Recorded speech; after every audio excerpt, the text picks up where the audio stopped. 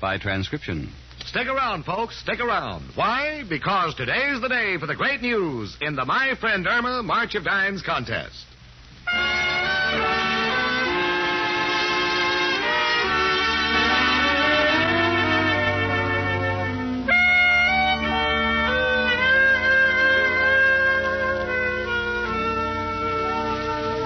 May I start with a riddle? Thank you. What's the difference between Irma and a donut? The village philosopher said, well, one has a hole in the middle and the other has a hole in the head. Gee, I'm glad you brought up poetry because I have a poem about ends. Well, let's hear it. Tommy and Billy were two little boys, and they were very good friends. One day they hawked their mother's teeth, so their father whacked both of their ends. Well, friends, if you ask me, Irma's rhymes are literary crimes. And now, Ends, America's most popular chlorophyll tablets, are proud to present your favorite comedy show, created by Cy Howard and starring Marie Wilson as Irma and Cathy Lewis as Jane, in My Friend Irma.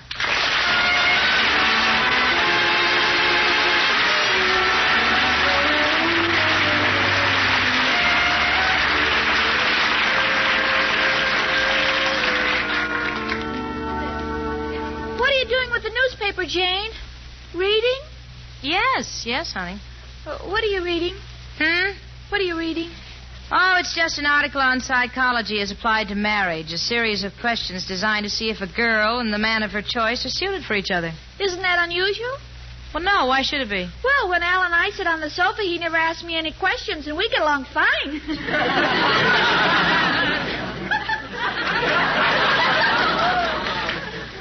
Well, you know, there's more to it than that. This article approaches the problem of compatibility with scientific introspection. Well, maybe I can learn something. Read it to me. All right, honey. Let's see. Does the man you intend to marry keep appointments? Is he punctual? Punctual? Why, Al is in line for his unemployment check even before the office is open. Mark down 1. 1. Yeah, now. Is he the type of man you would ever be ashamed to be seen with? No, because we never go anyplace. No.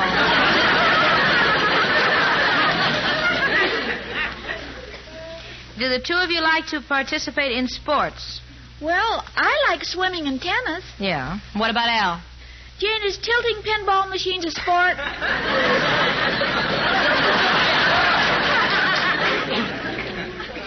Well, if they catch you, yeah. Do you like dancing? Yeah. Does your boyfriend? No. Do you like to go to the theater? Yeah. Does your boyfriend? Only when he has a pass. Oh. Well, according to this psychological test, the two of you just don't click. Well, maybe you're right, Jane. Lately, I've been having my doubts, too. Well, what are you going to do about it? Well, Al will be here any minute, and I'm going to give him one more chance. Either he'll change or this is the end. Ends. Well, that's up to you, Irma. Come in. Hello, Jane. Hi, chicken. Oh, hello, Al, honey. I got to run along, kid. You know, wait a minute, Jane. I mean, you don't even want to hear about my new deal? Can't wait. Oh, you will love this. It's a racing form printed on a large cookie. So after a day at the track, you still got something to eat.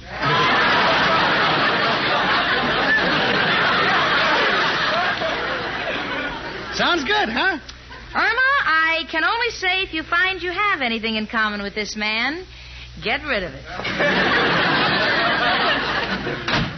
Snooty dame. She ain't never going to amount to anything. Al, I'd like to go to the theater tonight. Will you please take me? Chicken, why this sudden request? Allie, it's very important for us. You see, you and I are psychopathic cases. What are you talking about, chicken? Oh, Al, I insist you take me to the theater. But, honey, I ain't got a pass. They got a big doorman. And to clinch it, they're painting the fire escape.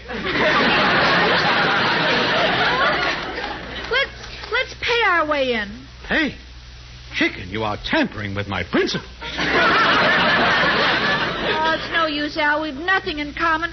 We might as well face it. You and I need a scientific inspection. What? We're not combustible. Don't you mean compatible? What's the difference? What I mean, we're just not for each other. Chicken, you mean that? Yes, Al. Let us just consider this whole experience as an interlude, a motel on the highway of life.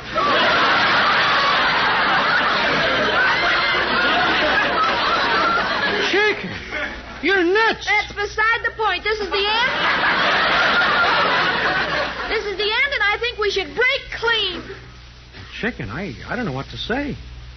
But if you think you'll find more happiness with another, here's your ring back. Thanks, Al. Maybe you'll change your mind someday. Goodbye, Irma. You're a swell kid. I won't ever forget you. Oh, he's gone. He's gone. Irma, I just passed out. Honey, you're crying. Well, don't feel sad, sweetie. I can't help it, Jane. I always feel sad when I'm crying. Now, listen to me, Irma. The worst is over. Now, you try to forget it. Believe me, it's for the best. You're really in an enviable position. You have the whole world before you, Irma. You're footloose and fancy-free. Footloose and fancy-free? Sure. Now, dry those tears. Come on, let's have a smile. Come on. Okay. Go on now. Let me hear you laugh. All right, that's more like it. You be gay, huh? Come in. It's only me, Professor Kropotkin. Hello, Jane and Irma. My two little jigsaw puzzles. One complete, one a few pieces are missing. Professor. Excuse me, Jenny, a little joke I picked up in a toy store. Yeah, what's new, Irma? What is this? Professor, I'm footloose and fancy, and it's free. Irma!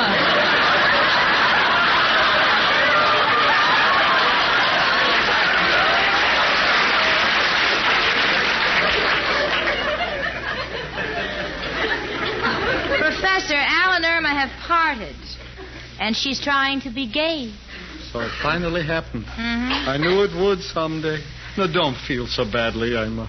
Remember, there's an old saying, a stitch in time will save 9. Well, how does that apply to me? It don't. This is a slogan for tailors. But there is a very old saying that I do like. It takes a heap of living to make a home.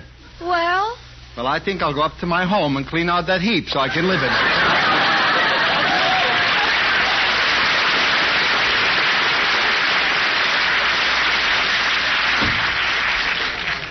Oh, Jane, I made a mistake. I'll never find another man like Al. You made a decision, Irma. Don't be a weakling. Well, I guess you're right, Jane. I'm just going to look around for someone else. That's fine. Now, who can that be? Maybe it's Al. Come back. Come in. Hello, dearie. Oh, Violet Murphy, what a surprise. You remember my roommate, Jane? Yeah. Hi, Jane. Hello, Violet. I'll see you later, honey. Bye. Gee, Irma, I rushed right over. Look. Oh, Violet, an engagement ring. It's 14-karat gold. Oh, Violet, what a beautiful setting. Next year I get the stone. Oh, Violet, I wish you all the happiness in the world. Well, why are you crying, dearie? Well, you're engaged, and Al and I just broke up. Well, so what? This town is crummy with guys. Look, Irma, if you want a fella, do like I did. Write to the Lonely Hearts group. They got stuff lying all over the place. And it's perfectly confidential. They give you a number, and if you're lucky like me, they don't ask you for a picture. You mean I could get a number if I wrote to them? That's right, dearie. Nobody uses a name. Now, look, say you're number 12. Then the fellow might be number 34. And all mail goes right to a box, so he don't even know where you live and vice versa. All right, Violet, I'll do anything to meet some new fella. You can't miss, dearie. Oh, and wouldn't it be wonderful if my husband and I ran into Al someday and I could say, Al, congratulate me. I am Mrs. 94.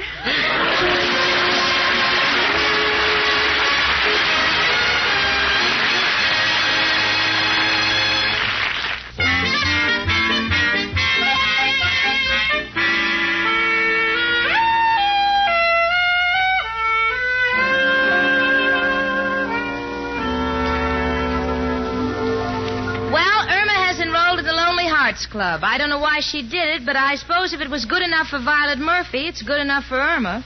So already she has the number 75. She's kind of worried about her number. She's afraid if she signs her letter 75, she won't get a man under 80. So I explained that the number has no personal significance, and right now she's writing her first letter to the club. It'll be forwarded to some unknown man. Dear to whom it may concern, I am a lonely girl, my heart is broken. I have blonde hair and brown eyes and nice legs and would like to meet a man in the same condition. No.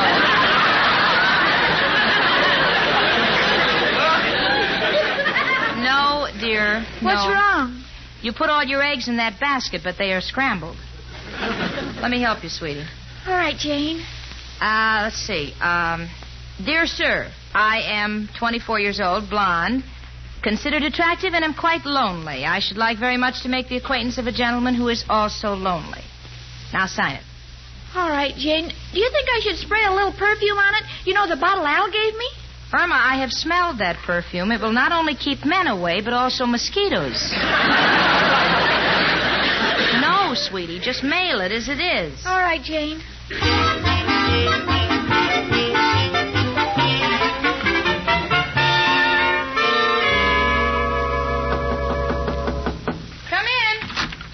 Hello, girls. Oh, Mushy, what are you doing here? I come about Al.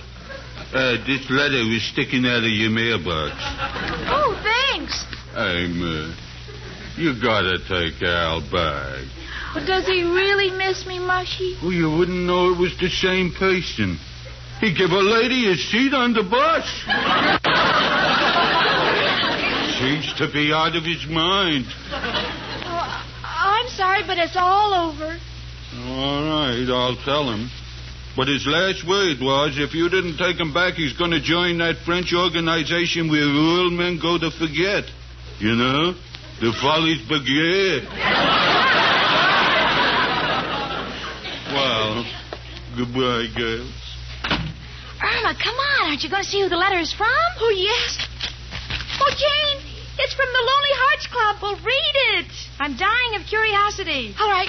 My dear Miss 75, in answer to your letter, I, too, am lonely. What can we do about it? Signed, 33322. Oh, Gene, that's a wonderful number. What do you mean wonderful? We'll have a big family. I don't follow you. Well, in poker, 3 threes and a pair of twos is a full house. Now, Irma, don't go jumping to conclusions. You don't even know this man. Oh, I'm so excited. Imagine getting an answer so quickly. It's me again. Hello, girl. Why do you all look so happy? Irma has a new boyfriend. Oh, wonderful. Irma, what's his name? 33322. Irma, convict. Listen to me. Go back to Al. At least he wasn't caught yet. No, Professor, no. Irma's been corresponding through the Lonely Hearts Club, and everybody has a number. Oh, congratulations, Irma. And take the advice of an old man. Find out what the man is like right away before you get involved. Oh, I'm going to, but first of all, I'm going to find out one thing. If he has a job, you know what I just went through with my ex. Your ex? Yes, I want to even forget his name.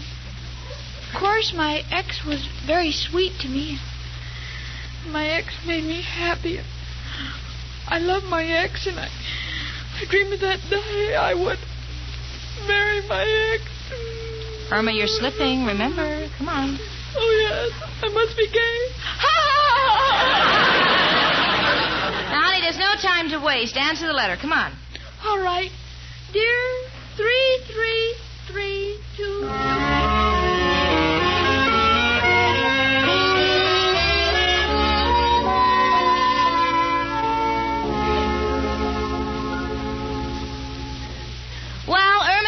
finished her letter, and I'm proofreading it for her. It says, Dear 33322, do you mind if I call you Dear 32? I feel I know you well enough to call you by your initials.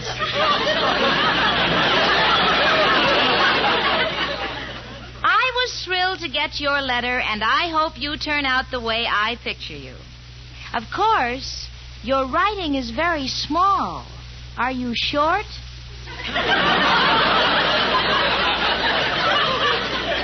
Have you got a job?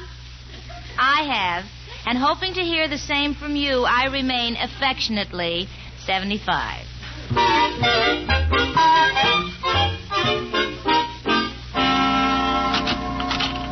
Yes, sir? What can the Lonely Hearts Club do for you? Well, my name is Al. My number is 33322. I'm corresponding with a girl numbered 75. Any mail for me? I shall look in the box.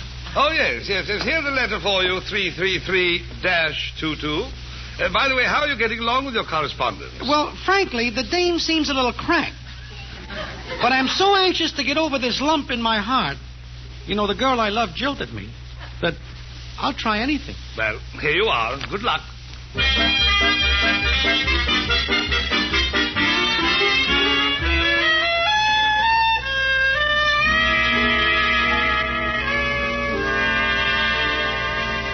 Well, for the past 3 days, I've been hearing nothing but 33322 and 75 that's coming out of my ears. You know, if those two ever get together, I think they'll have to be married by a bookkeeper. But, of course, since the letter that Irma's expecting today should contain valuable information about her new phantom boyfriend, I was just as excited as she was when she said, Jane, the letter came. That It wonderful. came. Come on, read it. No, you read it to me. I'm too excited. Okay, sit down now, sit down. Okay. Dear 75, thank you for your letter. I was hoping the girl I was corresponding with was a Vassar graduate, but it seems quite impossible since I noticed you spelled considered with a K. However, none of us is perfect. He spells perfect, P-E-R-F-E-K. Well, go on, Jane, go on. You ask me, have I got a job? Well, 75, as number to number, let me inform you that I have worked hard and steadily all my life as head of a big steel corporation. And now I am preparing to retire. How are you fixed financially? I am perfectly healthy, tall, and so handsome it's disgusting. Yours devotedly, 33322. Well, what do you think, Jane? I don't know. This is either a genius or a crackpot. But anybody would be an improvement over Al. I beg your pardon, your ex. Shall I answer him? Well, honey, I think it's about time you met him. All right, Jane. I'll write him to come up here. Oh, no. Oh, no, not for two reasons. First, if you don't like him after you meet him, we don't want him hanging around here. And secondly, we want to make a good impression on him. Well, how do I go about that? I don't know. Wait a minute. Richard and I are having dinner at the Pavilion Club tomorrow night, and he can be our guest. But how will he recognize me? Well, write that you'll wear a green hat. But what if someone else is wearing a green hat? He's liable to marry the wrong girl. Well, tell him you'll leave your number with the head waiter, and Henri will bring him to our table. Oh, all right, Jane. I'll sit down and write him a letter right away. Yeah, and honey, in your letter, try to make yourself attractive. You know, show an interest in what he's doing. Well, gee, if he's in the steel business, what can I say? I don't know. Say that you realize that steel is the backbone of this country, and that you're fascinated by blast furnaces, and trust he finds you interesting. I got it. Now, what are you going to write? It must be interesting to steel blast furnaces, and I trust you will like me because I have one of the nicest backbones in the country.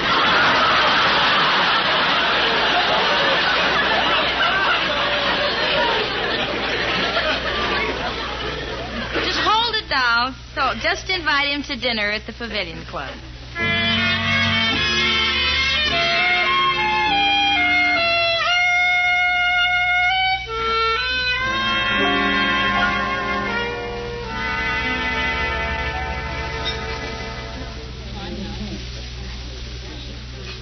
Well, we're all at a table in the Pavilion Club. Richard, myself, and number 75. We're waiting for 33322. I must say, 75 looks adorable. She's wearing a green hat, and she's taking no chances. On it is a 75. Since this dinner is costing Richard a pretty penny, I, too, am very curious to see what Irma has landed. Honey, smile. Come on now. Come on. Look happy. I'm sorry, Jane. I was just thinking. About Al. Now, Irma, what did you promise? That's better. Irma, you say this Mr. 33322 is in the steel business? Yes? Well, then I must know him. Oh, I'm sure you do. Well, it's going to be wonderful to have dinner with an old friend. Yeah, I'll say. You know, every time we've been out together, I'd look across the table, and who would I see? Ow! Shake it. You're wearing a green hat. And you're wearing a carnation. 75. Al, you're not 33322. I sure am. What a roundabout way to get a free meal. Oh, Al, I'm so glad to see you. Me too, chicken. Just a minute. You have your nerve working steady. A steel magnet. I don't even know what I wrote. I didn't even know it was Irma. All I know is I was going crazy from missing her. Lots of guys turn to drink. I turned to the Lonely Hearts Club. Oh, Al, it's all my fault in that psychological test. Well, what's the difference, chicken? Just wanted you to know I love you, and I always will. Now, Jane, if you want me to, I'll go. Sit down, Al. Sit down and order. No, thanks. I ain't hungry. No wonder you ate half my platter while you were talking.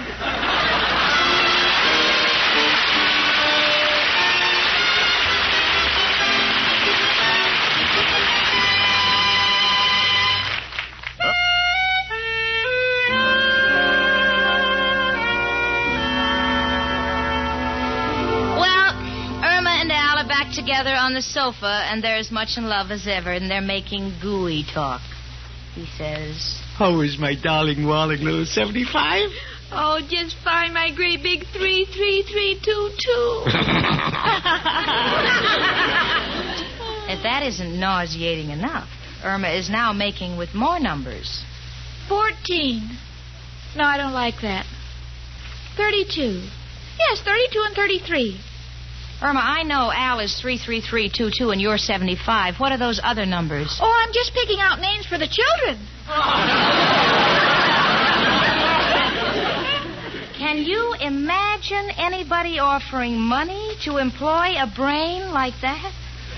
But they did, Jane, because, as you know, folks, 3 weeks ago, my friend Irma, in the person of Marie Wilson, offered to work as secretary for a day to the person of firm in the United States, offering the highest bid to the March of Dimes Anti-Polio Fund. And today we're pleased to announce the name of the winner. The winning bid is $5,000, which will be contributed at once to the March of Dimes by the Coca-Cola Bottling Company of Fort Worth, Texas, who want Irma, in the person of Marie Wilson, to work as secretary in the office of the Infantile Paralysis Chapter Headquarters in Fort Worth.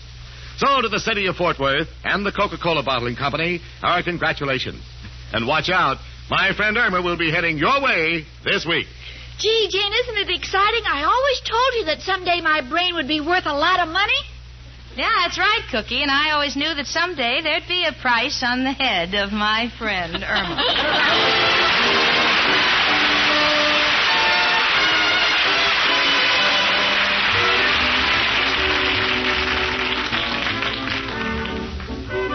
My Friend Irma is a Cy Howard production and is directed by Park Levy, who writes the script with Stanley Adams. Pat Burton is associate producer. Marie Wilson is starred as Irma, and Cathy Lewis as Jane. The part of Al was played by John Brown. Hans Conreid was heard as Professor Kropotkin, Gloria Gordon as Mrs. O'Reilly, and Alan Reed as Mr. Clyde. Lief Erickson as Richard, Ed Max as Mushy, and Sandra Gould as Violet Murphy. Music was under the direction of Lud Gluskin. Tired-looking eyes can ruin your appearance, make you look unattractive, dull. So don't take chances. When eyes are red, weary from lack of sleep, glare, driving, get Eye-Gene. 2 soothing drops in each eye float away that tired eye feeling at once. Eye-Gene is like a prescription, contains Lexitol, acts as a tonic for the eyes. Safe, gentle, too. Get Eye-Gene, Eyegene, tonight. Use it daily for bright, attractive eyes. Trial size only 25 cents. Larger sizes even more economical. Eye-Gene at drug counters everywhere. Be with us next Sunday at this time when ends America's most popular chlorophyll tablets again bring you My Friend Irma. Carl Caruso speaking. Now stay tuned for Irma's Crook starring Eve Arden, which follows immediately on most of these CBS stations.